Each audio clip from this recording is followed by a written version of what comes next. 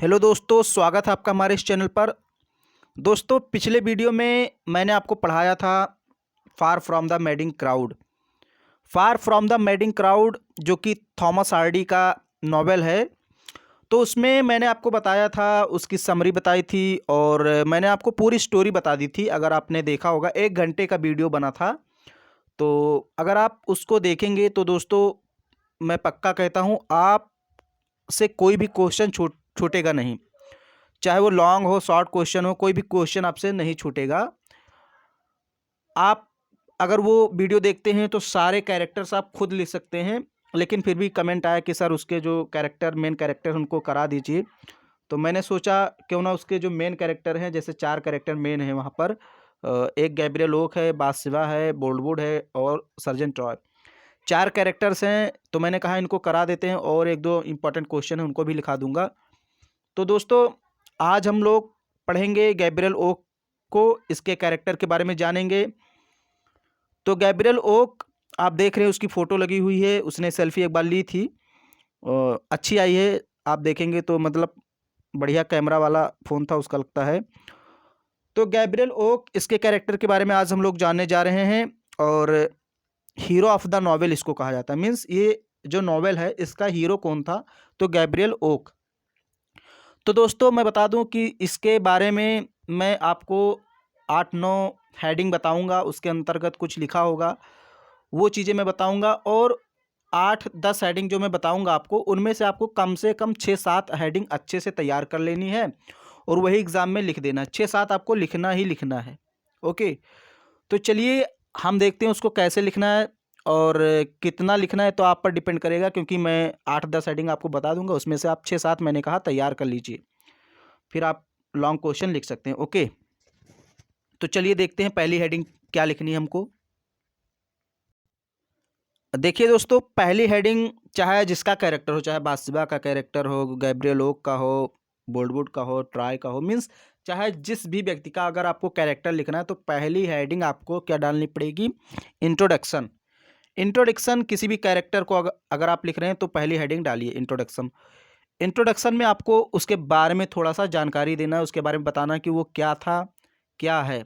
यही चीज़ें आपको लिख देनी है, ज़्यादा इसमें लिखने की ज़रूरत नहीं है। तो जैसे मैंने कहा, Gabriel Oak is the finest character in the novel. ये जो नॉवेल है इसका सबसे अच्छा कैरेक्टर कौन है? Gabriel Oak. He is the hero of the novel, और इस नॉवेल का हीरो भी है। He is a well to do farmer, एक बहुत ही प्रसिद्ध माना जाना किसान भी है। He possesses many heroic qualities, बहुत सारी हीरो वाले जो गुण होते हैं उनमें मौजूद हैं। मीन्स गैब्रियल ओक जो है वो बहुत सारे हीरो वाले गुण भी रखता है, तभी तो उसे हीरो कहा गया है। हीरो वाले गुण हैं तभी तो उसको हीरो कहा जाएगा भाई।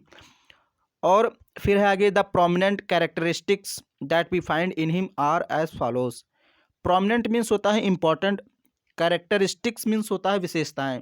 जो इंपॉर्टेंट विशेषता मीन्स महत्वपूर्ण विशेषताएं हैं, that we find in him, जो हम उनमें जो हमें उनमें दिखता है, उनमें मिलता है, यानी गैब्रियल ओक में जो हम महत्वपूर्ण विशेषताएं पाते हैं वो कौन कौन सी हैं? आर एज फॉलोज, वो निम्नलिखित हैं। अब आपको लिखना है। तो इंट्रोडक्शन में आपको इतना ही लिखना है, ज़्यादा नहीं लिखना है। और अगर आप चाहें तो इसका स्क्रीनशॉट ले सकते हैं, ताकि आपको बाद में मतलब फिर से वीडियो ना देखना पड़े, या फिर अगर आप देखना चाहते हैं तो सबसे अच्छी बात है कि आप बार बार देखिए, आपके कानों में जाएगा तो और जल्दी याद हो जाएगा। तो स्क्रीनशॉट ले सकते हैं, या फिर आप चाहें तो लिख भी सकते हैं, क्योंकि जब तक मैं बोलता हूं तब तक आप लिख भी सकते हैं इसको। तो पहली हेडिंग मैंने बताया इंट्रोडक्शन। इंट्रोडक्शन में ये इतनी चीज़ें आपको लिखनी है। अगर आप और ज्वाइन करना चाहते हैं तो थोड़ा सा ज्वाइन कर सकते हैं। ओके, चलिए देखते हैं दूसरी हेडिंग। दोस्तों, आप किसी का भी कैरेक्टर लिखिए। मैंने बताया पहली हेडिंग इंट्रोडक्शन, और दूसरी हेडिंग पर्सनालिटी आपको लिखना है। अगर लड़की है तो हर पर्सनालिटी, लड़का है तो हिज पर्सनालिटी। ओके, तो दूसरी हेडिंग आपको गैब्रियल ओक के बारे में लिखना है, हिज पर्सनालिटी। उसका व्यक्तित्व कैसा है, मीन्स पर्सनालिटी मीन्स उसकी दिखावट कैसी है, वो कैसा दिखता है, काला, गोरा, लंबा, चौड़ा, कैसा दिखता है, अच्छा दिखता है, बुरा, सुंदर, ऐसा जो भी दिखता है वो आपको उसकी पर्सनालिटी में लिख देना है। तो जैसे he is a man of 28 years, वो 28 वर्ष का एक नवयुवक है, Gabriel Oak. He has good height, उसकी ऊंचाई भी काफ़ी अधिक है, मीन्स उसका जो कद है वो काफ़ी लंबी लंबी है और लंबा चौड़ा आदमी है। His complexion is rusty red, उसका जो कम्प्लेक्सन मीन्स चेहरा है, रस्टी मीन्स जंग के जैसा, जैसे लोहे में जंग नहीं लग जाती है तो रेड रेड हो जाता है, तो रस्टी रेड मीन्स जंग के जैसा रेड है। उसका जो चेहरा है वो थोड़ा सा जंग लगे हुए मतलब लोहे की तरह है, जैसे लोहे में जंग लग जाती है तो थोड़ा सा लाल हो जाता है, तो उसका चेहरा भी रस्टी है, मीन्स जंग लगा हुआ लगता है। कॉम्प्लेक्सन मीन्स रूप, या हम कह सकते हैं, देखिए कॉम्प्लेक्सन का मतलब होता है रूप भी होता है, स्वभाव भी होता है, तो आप मुझे भी चाहे सेंस ले सकते हैं यहाँ पर। His looks are not attractive, उसका जो दिखावा है मीन्स फिजिकल अपीयरेंस है वो काफ़ी अच्छा नहीं है, अट्रैक्टिव नहीं है, मतलब आप कह सकते हैं सुंदर नहीं है, बहुत दिखने में आपको बहुत सुंदर ब्यूटीफुल हैंडसम नहीं लगेगा, थोड़ा सा खड़ूस टाइप का दिखेगा आपको। ही वियर्स लो क्राउंड फ्लीट हैट, वो एक टोपी पहनता है जो थोड़ा सा जैसे बीच में उठी होती है और नीचे किनारे किनारे गिरी होती है, उस टाइप की टोपी पहनता है। एंड ए कोट, और एक कोट भी पहनता है। He carries a very old small silver clock in his pocket, और अपने पॉकेट में हमेशा वो एक सिल्वर की घड़ी रखे रहता है। डच, इस प्रकार हिज फिजिकल अपीयरेंस, उसका जो शारीरिक दिखावट है सोच वो दिखाता है that he is a country farmer, की वो एक देहाती किसान है और शेफर्ड या फिर चरवाहा। उसका जो फिजिकल अपीयरेंस है अगर आप उसको देखेंगे तो आप तुरंत समझ जाएंगे कि ये कोई देहाती है, मीन्स कंट्री फार्मर मीन्स देहाती किसान या फिर ग्रामीण किसान। शेफर्ड मीन्स चरवाहा या फिर जो भेड़ वगैरह को चराते हैं उनको शेफर्ड बोलते हैं, गड़रिया भी बोलते हैं। तो उसका जो फिजिकल अपीयरेंस है बहुत ज़्यादा अट्रैक्टिव नहीं, बहुत ज़्यादा सुंदर नहीं। ओके, तो दूसरी हेडिंग मैंने आपको बताया कि हिज पर्सनालिटी लिखनी है। ओके, अगर लड़की है तो हर पर्सनालिटी। अब चलिए देखते हैं आगे क्या लिखना है। तीसरी हेडिंग आपको गैब्रिएल लोग के बारे में लिखनी, हिज नेचर, उसका स्वभाव कैसा, उसकी प्रकृति कैसी है, दिल से कैसा, ये आपको लिखना है। ओके, तो ये लोग मतलब ये हेडिंग आप तीसरे नंबर पर डालेंगे और इतना आपको लिखना है। He is a man of study and sober nature. He is a man of study means वो एक दृढ़ व्यक्ति है, स्थायी व्यक्ति है। स्टडी का मतलब जो दृढ़ निश्चय करने वाला व्यक्ति हो, मतलब अडिग। अडिग मीन्स एक चीज़ पर अगर डट जाए तो उसको पूरा किए बिना नहीं माने, तो ही is a man of study means वो एक दृढ़ व्यक्ति है, अडिग व्यक्ति है। एंड सोबर नेचर, और उसका जो स्वभाव है बड़ा शांत है। सोबर मीन्स शांत या गंभीर, नेचर मीन्स प्रकृति यानी स्वभाव। उसका जो स्वभाव है बड़ा शांत है। He is a very hard working and industrious farmer, बहुत मेहनती किसान है। He is A self made man, मतलब वो जो कुछ भी काम करता है स्वयं से करता है, दूसरों से ज़्यादा नहीं करवाता। सेल्फ है मीन्स सेल्फ मेड मैन, जो भी कुछ अपना बनाया है, जो भी कुछ उसका कारोबार है उसने सेल्फ किया है, मीन्स स्वयं किया है। ऐसा नहीं कि उसे बहुत ज़्यादा वसीयत में मिल गई है, उसने सेल्फ मेड सब कुछ है उसका। He likes to read books, so he has cultivated his mind by reading some books.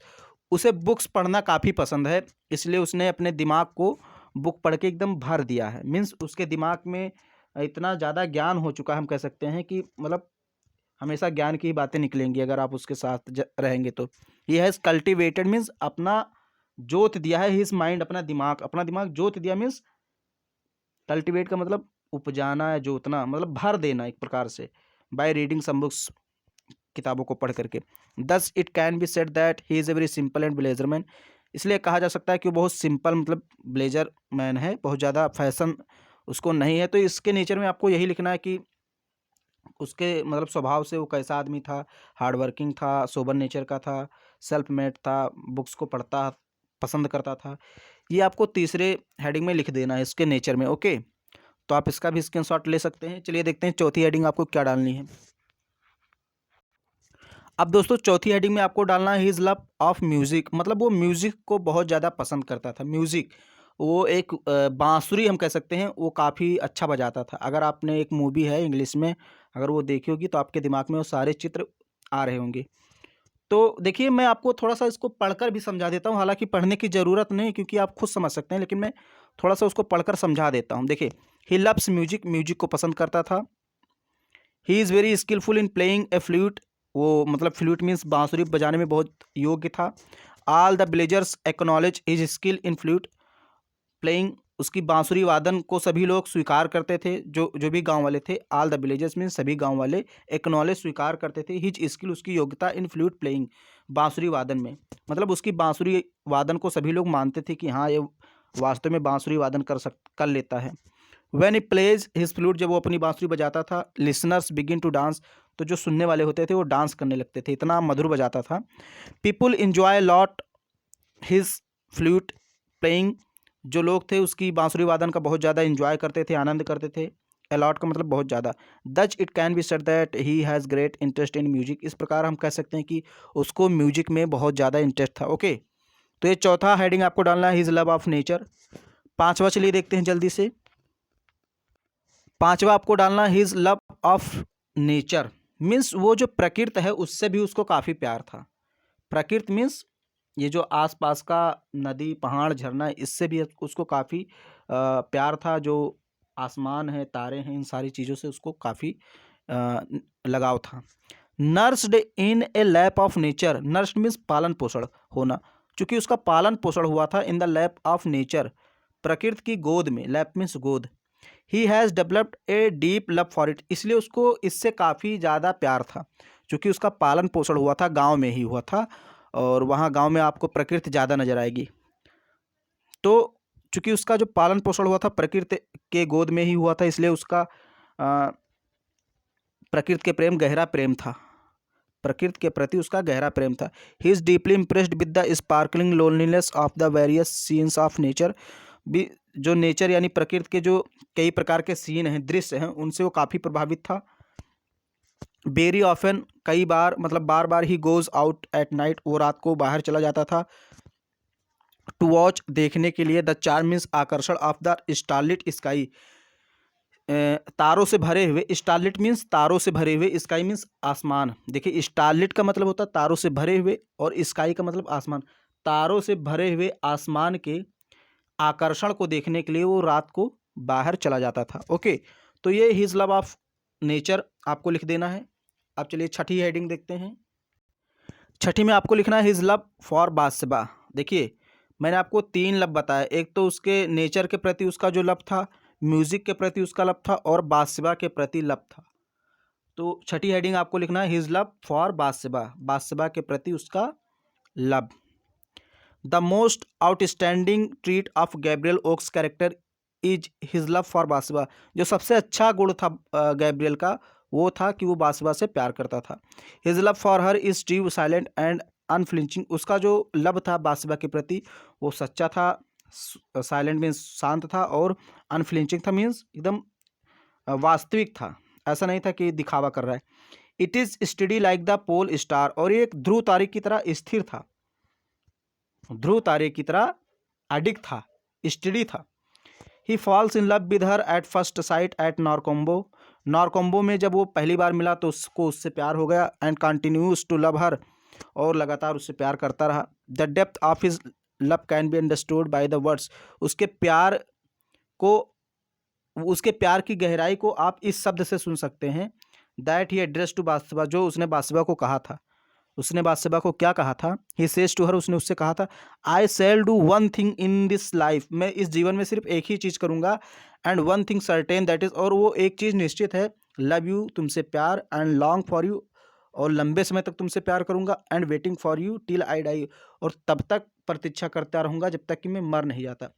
मैंने दोस्तों आपको बताया था, अगर आपने देखा नहीं वो वाला वीडियो जो मैंने पहले बनाया है, तो उसको देख लीजिए, क्योंकि उसमें मैंने आपको बताया था जब ये गैब्रियल ओक बादशाह से जाकर कहता है कि मैं आपसे प्यार करता हूँ, आपसे शादी करना चाहता हूँ, तो बादशाह मना कर देती है।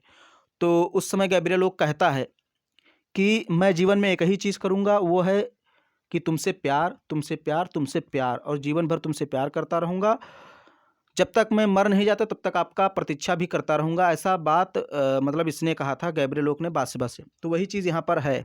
तो इससे झलकता है कि उसके प्रति जो गैब्रियल का प्यार था वो कितना गहरा था। ओके, तो छठी हेडिंग में आपको यही लिखना है, हिज लव फॉर बादशाह। देखते हैं आगे। सातवां है his equanimity of misfortune. Equanimity means होता है साम्य, समानता, ऑफ मिसफॉर्च्यून मीन्स दुर्भाग्य में, यानी दुर्भाग्य में जब उसके साथ दुर्भाग्य घटना घटी, उसके उसके पास दुख आया, तो भी वो समभाव रहा, मीन्स साम्य रहा, समान रहा। इक्वानिमिटी मीन्स होता है समभाव, उसने उसी प्रकार बर्ताव किया जैसे कि वो अमीर होने पर किया करता था। ऐसा नहीं कि वो बहुत ज़्यादा रोने लगा एकदम, तो वही इसमें आपको लिख देना है। जैसे his equanimity of misfortune is wonderful, जो उसका संभाव है दुर्भाग्य में वो काफ़ी अच्छा है। दुर्भाग्य में जो उसका समान भाव उसने दिखाया वो भी काफ़ी अच्छा है। All his sheep are arrive to death by one of his dogs, उसके एक कुत्ते के द्वारा उसके सारे मतलब जो शीप थे वो मर गई। आपको मैंने बताया था कि उसकी 200 भेड़ें थीं जो खाई में गिरकर मर जाती हैं एक कुत्ते के कारण। कुत्ता उनको हाँकते हुए और खाई की तरफ लेकर जाता है और सारी भेड़ें वहीं पर गिरकर मर जाती हैं। तो उसकी 200 भेड़ें मर गई थी, तो वही लिखा है all his sheep are arrived, पहुंच गई टू डेथ, मौत के पास, by one of his dogs, उसके कुत्ते के द्वारा, यानी कि उसकी सारी भेड़ें मर गईं। He sees them lying dead in a pit, उसने उन सभी भेड़ों को गड्ढे में पड़े हुए देखा, मृत। He does not utter a single word of grief, दुख का उसने एक भी शब्द नहीं बोला। आप किससे कहे, कोई था ही नहीं वहाँ पर। He does not even have a sigh of sorrow, उसने दुख का सांस भी नहीं लिया, मीन्स सिसकना जिसे कहते हैं, उसने सिसका भी नहीं, एक सिसकन भी नहीं ली। He simply thanks God that he is not married, उसने थैंक किया गॉड को, जैसे होता नहीं कि थैंक गॉड मैंने शादी नहीं की, उसने ऐसा कहा। He simply thanks that he is not married, कि वो शादीशुदा नहीं है। उसने गॉड को धन्यवाद दिया कि काश मैं शादीशुदा नहीं हूँ, अगर मैं शादीशुदा होता तो कैसे उनको खिलाता पिलाता, मेरा तो सारा नष्ट हो गया। He is now a pauper man, he has nothing but to the cloth he wears, अब वो एक काम करने वाला व्यक्ति था और उसके पास उसके कपड़े के अलावा कुछ भी नहीं था, जो कपड़ा वो पहने था सिर्फ वही था। ही हैज़ नथिंग, उसके पास कुछ नहीं था, बट के सिवाय the clothes of he wears, जो क्लॉथ्स वो पहने थे कपड़ा उसके सिवाय उसके पास कुछ भी नहीं था। ओके, तो 7वीं हेडिंग में आप ये लिख सकते हैं। आप इसका स्क्रीनशॉट लेते रहिए दोस्तों, स्क्रीनशॉट आप इसका लेते रहिए। चलिए देखते हैं 8वीं हेडिंग आपको क्या लिखनी है। 8वें में थोड़ा सा आपको लिख देना है हिज सिंप्लिसिटी, मीन्स उसका जो सिंप्लिसिटी साधारण स्वभाव है वो लिख देना है। जैसे he is simple and plain in his dress, means उसका जो ड्रेस था वो काफ़ी सिंपल साधारण था। मैनर भी उसका साधारण था। एंड वेज ऑफ लिविंग, और रहने का उसका जो तौर तरीका था वो भी काफ़ी साधारण था, सिंपल था। He becomes a partner in Woldwood farms, वो वोल्डवुड के फॉर्म में पार्टनर का काम करता है, मीन्स आधा मतलब वोल्डवुड के फॉर्म में वो काम करने लगता है, उसमें पार्टनर हो जाता है और आधा पैसा खुद लेता है, आधा वोल्डवुड को देता है। ही becomes neither fashionable nor artificial, ना तो ज़्यादा फैशनेबल है, फैशन करने वाला है, और ना ही ज़्यादा कृत्रिम है, मतलब आर्टिफिशियल मीन्स जो भौतिकवादी चीज़ें हैं उनमें ज़्यादा विश्वास नहीं रखता है। ओके, तो ये 8 हेडिंग है। अब एक हेडिंग आपको लास्ट में लिखनी है, वो मैं आपको बता देता हूँ। उसके बाद ये इंट्रोडक्शन मीन्स इसका जो कैरेक्टर है सब कुछ समाप्त हो जाएगा। 8वीं हेडिंग हिज सिंप्लिसिटी, इतना ही लिखना है। अगर आपको कहीं से और मिल जाता है तो उसमें आप थोड़ा सा ऐड कर सकते हैं। ओके, 9वीं हेडिंग, चाहे जिसका भी अगर आप कैरेक्टर लिख रहे हैं, चाहे कोई भी हो, बोल्डवुड हो, गैब्रियल हो, बाथशेबा, कोई भी हो, तो उसका लास्ट हेडिंग आपको कंक्लूजन लिखना है। कंक्लूजन में लिख देना टोटली वो क्या था, बस जैसे इंट्रोडक्शन में थोड़ा बहुत लिखते हैं वैसे यहाँ भी लिख दीजिए कुल मिलाकर। तो in conclusion we can say that Gabriel Oak possess some fine qualities of heart, head and soul, इसलिए हम कह सकते हैं कि जो गैब्रियल ओक की क्वालिटी है वो काफ़ी अच्छी क्वालिटी है, चाहे वो दिल से हो, मतलब हेड मीन्स दिमाग से हो, हेड का मतलब सिर नहीं यहाँ, दिमाग, और सोल का मतलब आत्मा, चाहे दिल से कहो या दिमाग से कहो, आत्मा से कहो, वो सब चीज़ों से अच्छा था। These qualities win him the applause of one and all, इसी क्वालिटी के कारण लोग उसे शाबाशी देते थे और प्यार करते थे। बाथशेबा हु ऑफन मिस्ट्रीट्स हिम, बाथशेबा जो उसके साथ हमेशा गलत व्यवहार करती थी। रिकॉग्नाइज हिज गुड क्वालिटीज़, आखिर में उसकी अच्छी विशेषताओं को पहचान जाती है। एंड एट लास्ट डिसाइड्स, और अंततः निर्णय करती है, टू पास, गुजारने के लिए, the rest of her life, अपनी बची हुई ज़िंदगी, एज हिज वाइफ, उसकी वाइफ की तरह। मतलब बाथशेबा जो पहले उसके साथ अच्छा व्यवहार नहीं करती है, उसको मना कर देती है शादी करने से, बाद में जब बाथशेबा उसकी क्वालिटी को समझती है, उसके अच्छे गुणों को देखती है, तो वो अंत में उसके साथ अपनी जीवन को बिताने का निर्णय करती है। ओके, तो ये रहा 9वां हेडिंग, मैंने आपको 9 हेडिंग बताई कंक्लूजन सहित, इंट्रोडक्शन से लेकर कंक्लूजन तक।